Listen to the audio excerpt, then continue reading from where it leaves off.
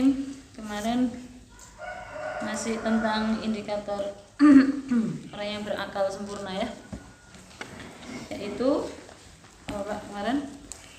Bahkan anhadha selalu bangkit apa anhadha membangkitkan alhimmata semangat fiha di dalamnya, ilallahi ta'ala menuju Gusti Allah ta'ala, wasara fiha dan dia akan berjalan di jalan itu musta'inan dengan terus meminta tolong bihi kepada Allah fil qudumi alaih pada sampainya ya, untuk sampai ke atas tujuannya gitu ya. Sekarang 285 sudah dibaca Pak? Fama zalat mutiyatu azmihi, bismillahirrahmanirrahim, la yaqarru qararuha daiman tisyaruha ila an anakhat bi hadratil qudsi wa bisatil unsi mahallil mufatahati wal muwajahati wal mujalasati wal muhadathah wal musyahadah wal mutala'ah fasaratil hadratu mu'asyasa qulubihim ilaiha ya'muna wa fiha yaskunun. Fama zalat maka selalu mutiyatu azmihi la yaqarru qararuha, tidak pernah berhenti ya. Unta kendaraan mana? Kendaraan itu mana di sini? Mutiyatu azmihi la yaqarru qararuha, semangatmu yang menjadi unta atau kendaraanmu. Apa unta Mbak? Bahasa Arabnya unta apa? Di sini tidak ada ya, yang kata di sini maksudnya ya. Semangatmu yang menjadi kendaraanmu itu tidak pernah berhenti lama di tempat persinggahannya. Terus daiman tisyaruha, terus berjalan menapaki jalannya, terus tidak pernah berhenti. Ila berjalan menapaki jalannya menuju mana? Menuju apa? Ila an anakhat bi hadratil qudsi, sampai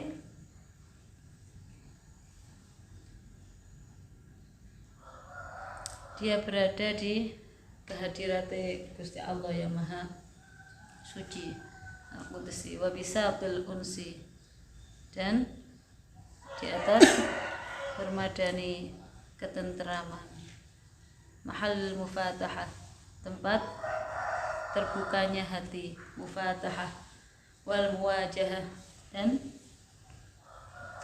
muwajahah itu apa?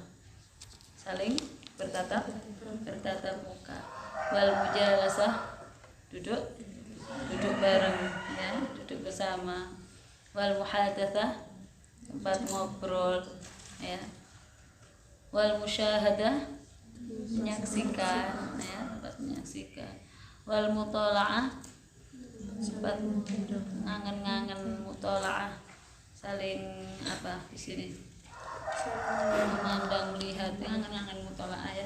Fasaratil hadratu, maka jadilah kehadiran itu mu'asyasa qulubihim, jadi sarang hatinya ya, menjadi sarang hati mereka. Ilaiha, di tempat itulah, di sarang itulah ya, ya'una, mereka pulang, wa fiha, dan di dalamnya lah, yaskununa, mereka tinggal ya. Wis perjalanan saya sampean tidak ada pengecualian sebagai hamba Gusti Allah, sebagai manusia itu ibaratkan unta yang tidak akan pernah berhenti berjalan, menapaki perjalanan menuju Gusti Allah, menuju kehadirat Gusti Allah yang Maha Kuasa. Iman zaman kecilik ya, kecilik sampean diajari gurune, diajari ibuke, masuk sekolah formal diajari guru formalnya, itu masih sifatnya doktrin ya. Kalau masih kecil relatif hanya tempat yang menerima saja, menerima apa itu namanya, pemberian ilmu dari guru kita, mulai ibunya, mulai ayahnya, kemudian alam sekitarnya, sekolah formalnya, itu masih nampani dok cilik kan ya, ibaratkan begitu ya. Dulu waktu kecil ya keberagamaannya itu warisan ya, Islamnya Islam warisan karena dilahirkan dari keluarga Muslim, mbah baik Muslim, sampai kita pun juga Muslim. Bisa jadi sampai mati itu ya agamanya agama warisan, itu banyak kan? Tapi juga ada perjalanan orang yang sejak awal paginya warisan, tapi ternyata di perjalanan dia mendapatkan asupan yang berbeda. Artinya apa? Dia sudah bisa mengolah sendiri, dia sudah bisa memasak. Kalau dulu dia harus menerima saja gitu ya, dimasak no orang tua, dimasak no gurune. Tapi ketika dia mulai dewasa, dia mencoba untuk memasak sendiri. Artinya dia berproses beragamanya dengan berpikir. Nah, ya. Ada proses dia berpikir, dan di situ akhirnya dia berubah. Berubahnya bukan berubah jadi nggak Muslim, bukan. Bisa jadi dua ya. Semakin kuat keislamannya atau bahkan muncul dari akarnya. Ya, sudah banyak kita saksikan. Menarik ya, menarik. Ternyata jadi hamba Gusti Allah yang taat tunduk kepada Allah itu ternyata tidak tergantung oleh masa atau umur sejak kecil sampai sekarang. Tidak ada jaminan loh, tidak ada jaminan. Anaknya Muslim ya, anaknya orang Islam, warisan dari orang tuanya Islam, kemudian dia akhirnya dijamin masuk surga sampai akhir, enggak toh? Ternyata enggak jaminan. Ibaratkan unta yang terus menjalani sebuah perjalanan kita itu. Kemarin saya itu paling seneng ya kalau ngintip pengajian di Gus Baha itu, seneng saya itu. Kebetulan kemarin tuh begini, saya tertariknya itu karena ada pertanyaan yang itu sebenarnya menjadi pertanyaan saya sejak kecil. Sejak kecil. Dan baru-baru ini aja saya kenal jawabannya itu lewat ketika ngajar teologi ya. Tapi saya masih penasaran bagaimana Gus Baha menjawab. Pertanyaannya begini, Gus, saya serius ya Gus, saya ingin tahu, ini pertanyaan saya sejak dulu Gus. Tadi kalau misalnya menjelaskan yang berhak masuk surga itu adalah orang Muslim, gitu ya. Hanya orang Islam saja yang berhak masuk surga. Lah, ya kebetulan saja Gus, kalau itu menjadi syarat masuk surga itu adalah orang Islam, ya kebetulan saya ini terlahir dari orang tua yang Islam, keluarga Islam. Oke, saya punya kemungkinan untuk masuk surga, begitu sih penanya itu ya. Tapi Gus, seandainya saya ini terlahir dari ibu Kristen atau Hindu atau Buddha, yang ini tidak saya inginkan, maksudnya bukan pilihan saya untuk terlahir dari ibu yang beragama apa terus Kak, yang kayak gini nih, saya yang terlahir, bukan saya ya, yang terlahir dari orang selain Islam itu apa kemudian tidak ada peluang untuk masuk surga? Menarik ya, itu namanya berpikir. Ya, dan ini sering sejak kecil saya berpikir kayak gini sejak kecil. Mesakne orang yang anak yang dilahirkan dari ibu yang enggak baik sama Allah ya, kasihan dia gitu. Kan dia enggak salah apa-apa, tapi kok dia akhirnya juga disiksa gitu. Pertanyaannya sama. Kalau nanti Allah ternyata hendak memasukkan anak yang terlahir dari keluarga non muslim ini ke neraka, apa itu namanya Allah adil? Mempertanyakan keadilan Tuhan. Ya, saya penasaran jawabannya Gus Baha. Meskipun itu sudah ada banyak kajian di teologi Islam. Gus Baha begini jawabnya, cocok. Begini ya, realitas yang kita ketahui ini, yang bisa kita saksikan ini tidak lebih dari hanya 1% dari realitas yang sesungguhnya. Artinya apa? Yang tidak kita ketahui itu jauh lebih banyak gitu loh daripada yang terlihat ini. Tidak lebih lah dari 100%, tidak lebih dari 1% yang kita saksikan ini, yang kemudian kita olah dengan akal kita, kemudian kita tarik kesimpulannya, itu hanya sebagian kecil. Nah, kira-kira kalau kita berani menyimpulkan dari data yang sangat minimalis seperti itu, keberanian kita mengambil kesimpulan itu adalah apakah sebuah kebenaran? Ya? Coba kita tanya pada diri sendiri. Ketika data yang kita peroleh dari 100% itu, kita tidak ada 1%-nya, 0,0 sekian-sekian gitulah yang kita dapatkan data dari realitas yang kita bisa saksikan. Terus kemudian kita mengambil kesimpulan. Benar apa enggak kira-kira kesimpulannya nanti? Ya sama halnya seperti gajah lah. Ya. Gajah yang seperti itu, kita hanya mendapatkan sedikit saja data tentang gajah. Belalainya sajalah begitu. Wow, kecil panjang. Terus kemudian kita ambil kesimpulan sama dengan gajah itu ternyata kecil dan panjang. Sama dengannya betul apa tidak? Gampang begitu. Yang kita saksikan, realita yang kita saksikan itu tidak lebih dari, ya tidak jauh dari 1%. Walau satu aja yang dibagi Allah kepada kita ini pengetahuan ini. Jadi intinya masih banyak yang kita tidak tahu, yang itu juga seharusnya digunakan untuk mengambil kesimpulan. So, bukan waktunya untuk mengambil kesimpulan sekarang. Jadi sudahlah, ngabdi saja kepada Allah yang Maha Tahu. Gampangnya begini Mas, logikanya biar sampean gampang memahami begitu Gus Bahaya.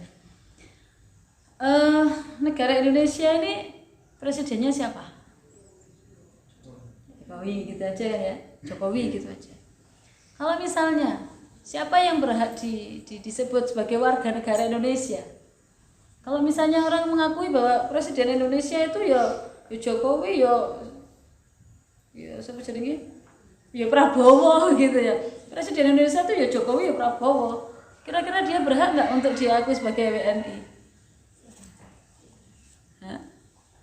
Ya begitu saja, gampangannya. Jadi intinya surga itu ya, yang bisa masuk surga itu, yang berhak masuk surga ya intinya yang mengakui bahwa pangerannya ya mau Gusti Allah, begitu aja lah. Maksudnya itu kalaupun Islam itu dijadikan syarat untuk masuk surga ya berarti harus ada pengakuan bahwa pangerannya itu mek Gusti Allah tok begitu. Sama halnya ketika WNI kok ngaku-ngaku presiden itu siapa? Prabowo ambek Jokowi. Iki apa sih layak diakui jadi warga Indonesia? Sama. Kalau kita nggak ada Tuhan selain Allah, masa kita layak diakui jadi hambane Gusti Allah? Itu saja. Kalau bukan hambanya Gusti Allah, ya layak mlebu swargane Gusti Allah lah. Begitu saja gampangan. Enak memang benar saya akui betul. Gus Baha ini bukti bahwa kuliah itu bukan jaminan orang alim. Ya Allah, pinter kaya ngene ra tau sekolah formal. Subhanallah ya. Berarti hari-harinya serius untuk mutolaah, untuk musyahadah, untuk muhadatsah begitu Gus Baha itu. Saya luar biasa. Nalar logikanya ngalah-ngalah sama mahasiswa wis. Mahasiswa rene saya kata-kata. Alim betul beliau, alim alama. Bukan hanya kitab-kitabnya yang memang banyak sekali beliau hafal ya. Selain beliau hafal Al-Qur'an dan semua aksesorisnya, semua keilmuan yang lain itu beliau juga kuasai. Beliau juga ahli mantek ya, logikanya jos begitu. Jadi akhirnya logika itu yang beliau gunakan untuk dakwah sekarang gitu. Bukan dakwah bidalil. Apa dalilnya? Menurut beliau tidak perlu dalil orang sekarang itu. pakai logika aja. Dia mengatasnamakan gerakan cangkem elek ini. Karena sing didepi wong-wong elek-elek. Dadine mathoke iku nek ambek cangkem elek gitu loh. Ambek dalil ora mathok. Wong saiki nek dikek dalil ya. Begitu. Subhanallah, ini luar biasa. Orang alim itu ya begitu. Karena khatibun nas ala qadri uqulihim itu dipakai beneran oleh Bapak. Ya. Khatibun nas dakwah nek menungso itu ala qadri uqulihim, sesuai dengan kadar akalnya. Akalnya wong elek-elek ya dikek cangkem elek memang mathok akhirnya. Subhanallah, subhanallah ya.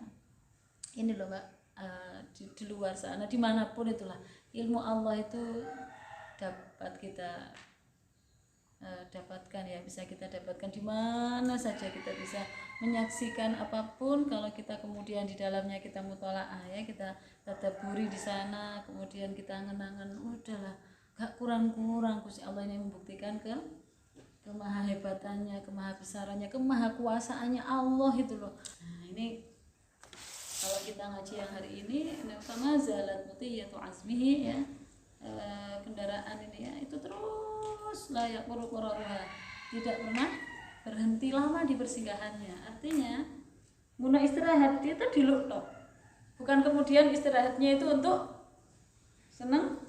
senang-senang akhirnya terus berlama-lama di warung kopinya, itu tidak. Terus berlama-lama di dunia, terus akhirnya kepencot dunia, terus akhirnya justru menjadikan dunia tempat tinggalnya, ya tidak seperti itu. Ya jenenge unta kok ya, unta yang berjalan ya dia punya tujuan.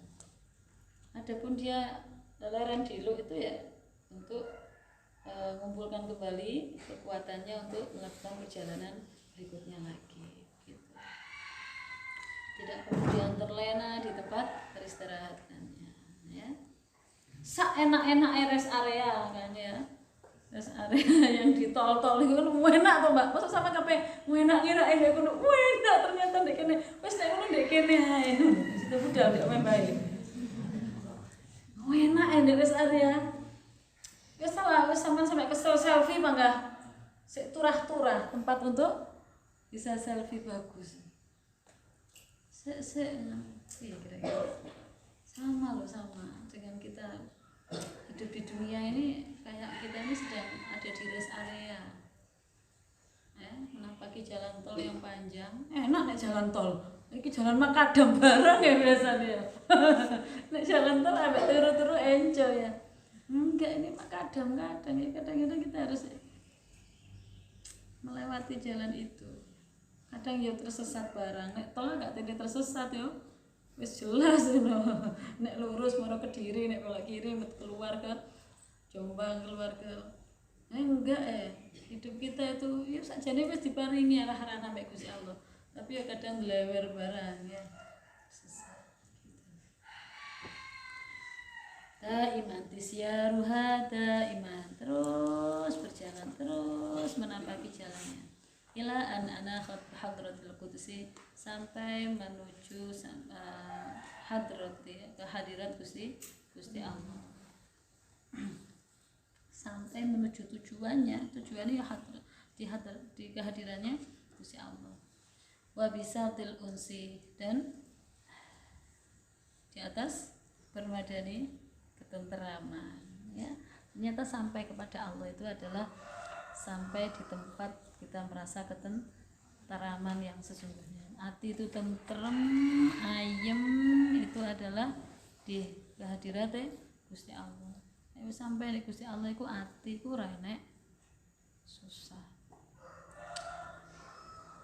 La yakhafu wa lahum yahzanun. Bapak, sampean gak bakal wedi, ya gak bakal sedih, gak bakal khawatir apapun kalau sudah bersama Gusti Allah. Kalau sudah sampai di hadratil qudsi. Di sana mahallil mufatahah. Di kehadirat Gusti Allah itu tempat terbukanya hati. Contoh teman-teman kita yang dulunya kayak apa terus sekarang jilbaban, itu menurut saya perubahan yang ekstrim. Ada kebukaan hati, mufatahah di sana. Dan di situ juga di hadapan Allah itu tempat muwajahah, kita tempat kita bertatap muka sama Allah. Wal mujalasa, tempat kita duduk bersama Allah. Wal muhadatsa, tempat ngobrol sama Allah ya. Apa ya iso Tommy kayak gini nih kita lakukan di dunia? Ya memang melakukan ini tuh ketika di dunia begitu loh. Kalau di akhirat wis gak usum ya. Nek wis di akhirat iku wayahe buka. Wayahe enak-enakan tok wis gak perlu mujahadah, gak perlu apa iki jenenge muajahah mufatahah gak perlu. Kebuka ayati di akhirat. Yo wis sudah itu hari penentuan. Gitu. Ya justru ini semua adalah gambaran perjalanan kita selama di dunia. Nah, ya, fil ula. Gitu. Ya banyak bersyukur kepada Allah. Kita ada di milieu yang bersama-sama untuk berjalan menuju kehadiratnya Allah. Ya meskipun jalan kita berbeda satu sama lain, kisahnya berbeda-beda, tapi tujuan kita sama ya.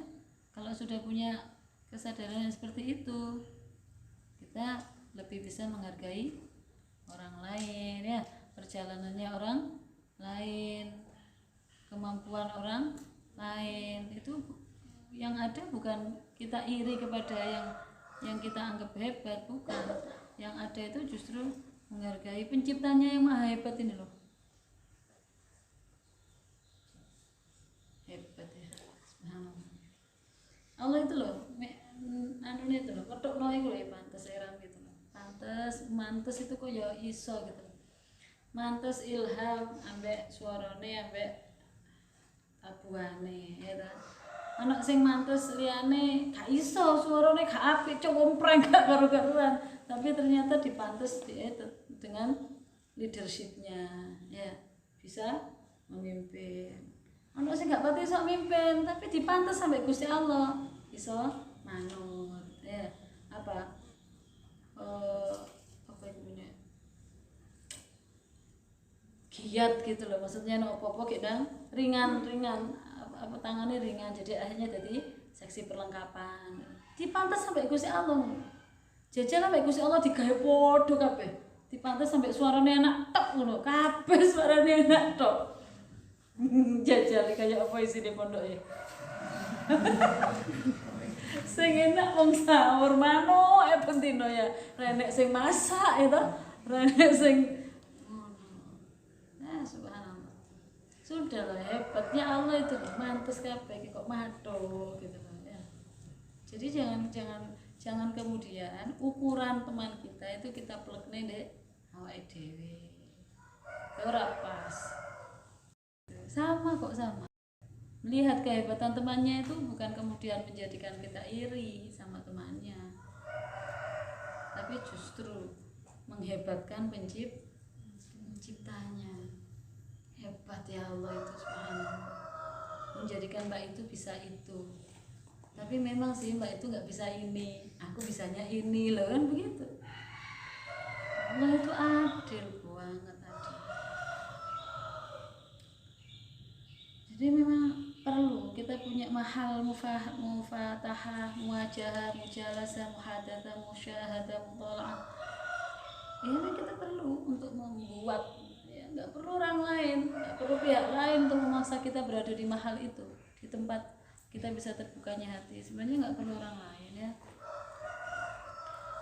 Diri kita sendiri, kalau kita bertanggung jawab sebagai hamba Gusti Allah, kita akan berusaha membuat itu tempat itu sendiri, membuat mahalul mujalasah dengan Allah, muhadatsah dengan Allah, karena mahalnya itu sebenarnya ada di dalam hati kita sendiri. Begitu enak wes di atas permadani ketentraman ya. Bisa uns tentrem, aman, nyaman, anis, arti uns, anis, dari kata anis itu tempatnya di dalam hati, bukan faroh ya. Kalau faroh itu kebahagiaan, kesenangan atas sesuatu yang dohir, misalnya dapat hadiah, itu faroh. Senang-senang mena itu faroh.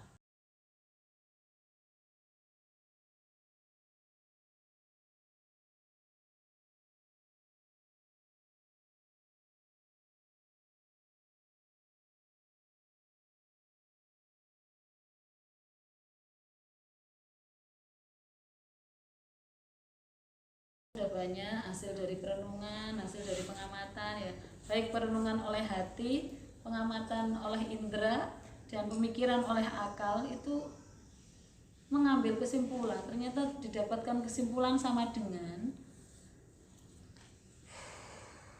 yang jenenge penghalang utama ya, penghalang sumber yang menghalangi seseorang sampai kepada Allah atau bahkan tidak mau melakukan perjalanan kepada Allah, menuju Allah, itu adalah hubbud dunya.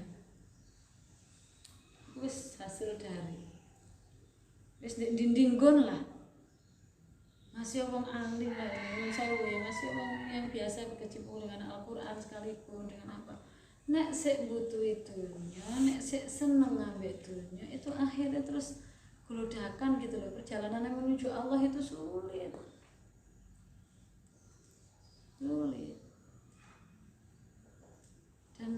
Dan kita bisa ambil pelajaran kalau udah seperti itu kan, kita akhirnya mikir gitu, ya Allah, berarti PR ku adalah menjadikan hati yang nggak senang dunia dulu. Ingat ya, bukan berarti nggak senang dunia itu akhirnya kita nggak punya dunia. Ini sering saya sampaikan ya, nggak senang dunia itu tidak mesti nggak duwe dunia. Abdurrahman bin Auf ya, sahabat iki paling gak seneng dunya, paling gak seneng dunya. Wis perusahaane iku lho gak tambah bangkrut, wis duwe iku wis diparek-parekno sapa-sapa, parekno Kanjeng Nabi gak perjuangan wis kaya apa wis. Dia sampai ada cerita, tapi saya cerita yang apa namanya detailnya saya lupa, tapi yang jelas begini loh, Uno apa jenenge, sampai perusahaannya itu dia tutup gitu ya, ternyata Allah berkehendak untuk kemudian muncul perusahaan baru yang jauh lebih besar income-nya dari yang perusahaan dia tutup sebelumnya, karena dia gak suka dunia gitu loh.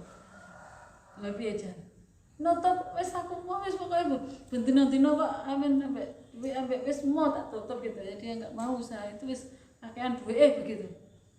Kok pangga diparani wong yang menjadikan dia akhirnya punya perusahaan jauh lebih besar dari perusahaan yang pertama dia yang sudah dia tutup, itu akhirnya income-nya jauh lebih besar. Biasa ya begitu.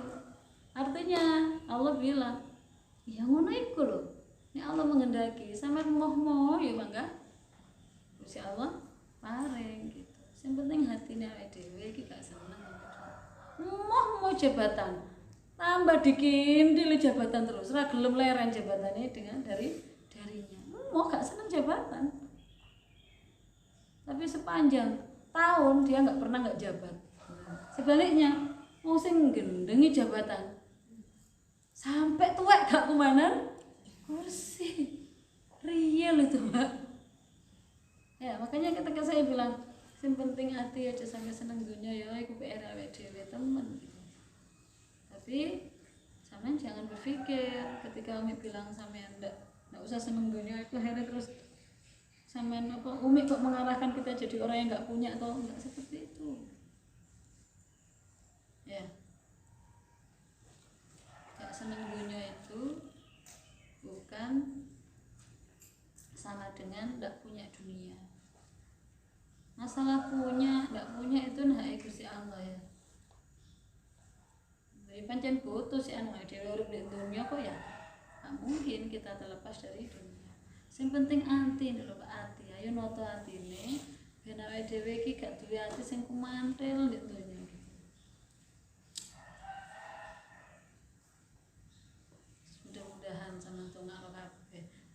ae kabeh Sunan Ampel besok ya sepanggah ku mantele nek Gusti Allah to. Ya. Ngono anak 6 iki engko nerusno iku ya padha dalane. Krana Gusti Allah kabeh. Jadi enggak sampai ono royoan sing reno-reno ya. Sedih benda kayak gitu ya. Sedih banget kalau sampai royoan kono royoan kene akhirnya itu ujung-ujungnya nek diturut gitu ya sama dengan ujungnya adalah seneng dunia. Akhirnya ambek konsulure gak penak. Alhamdulillah ya. Jadi ditoto. Nek gak seneng dunia lak loman ta ya. Loman ambek dulure ana sing gak duwe ku yo tambah diparingi wis gak ukuran biar dulure oleh jabatan penting seneng melok seneng ngomong gak seneng dunia gak seneng jabatan kok ya. Tapi jajal nek seneng jabatan. Dulure dadi pejabat. Wis ora disopo dulure. Sampai dulure loro keras iki lho gak gelem nyambangi sampai mati dulure sing dadi pejabat itu syukur. Bareng ngene lak gentian aku sing dadi itu lho nak ya. Wis paham ya? Jangan sampai lama-lama ya. Walaupun di apa itu namanya rest area ya, walaupun kita capek ya sudah kita istirahat dulu ya, disenengno atine. Wala tansa nasibaka minad dunya. Ya disenengno atine lah. Ya dicukupi apa yang menjadi kebutuhannya. Wayahe ganti kelambi yo nang kono tumbas lambi. Wayahe ganti sepatu wis suwek-suwek yo nang kono ganti sepatu. Ya wis intinya begitu saja. Ala qadri kebutuhan begitu aja lah. Bukan ala qadri keinginan ya. Bukan karena inginnya dituruti ora karena butuh ya wis. Dituruti kok pancen butuh. Butuh istirahat yo leren. Ya. Tapi lerene gak barang suwe. Ya wis cukup udah. Paham? Paham ya? Jadi yang dimaksud di sini mahallul Fatihah, mahallil muwajahah, mahallil mujalasah, mahallil muhadatah, mahallil musyahadah wal muthala'ah, itu semuanya adalah memang perjalanan di dunia. Kondisi ketika kita di dunia sekarang. Kita punya kewajiban yang sama untuk diri kita sendiri, menyediakan mahal ini dengan Allah. Tak arepe sampean waktu dan tempat yang paling tawapak ya untuk kemudian menyediakan mahal mufatahah dengan Allah, mahal muwajahah, mujalasah, muhadatsah dengan Allah itu di mana dan kapan, itu sampean sendiri yang bisa menjawabnya. Bisa jadi di saat sholat tahajud ya. Sehingga kalau udah seperti itu ya wis gunakan waktu malammu benar-benar untuk muhadatsah dengan Allah. Jadi akhirnya itu menjadi penyemangat kita sholat tahajud. Bukan karena ketika ada kebutuhan baru kita gereng tangi bengi, bahkan kebutuhannya wis terpenuhi lemes lagi. Ya, itu belum karena Allah. Makanya gampang naik turunnya. Ya, tapi belum karena Allah. Tapi kalau sudah karena Allah, ya wes setiap harinya akan terus termotivasi karena itu adalah mahalnya muhadatsah ya, tempatnya untuk kita bermuajahah, muhadatsah, ngobrol sama Allah. Apapun kita sampaikan musyahadah dengan Allah.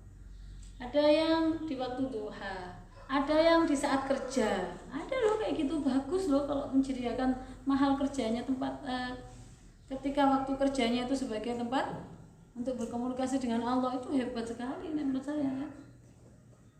Itu manusia yang paling menurut saya paling hebat itu.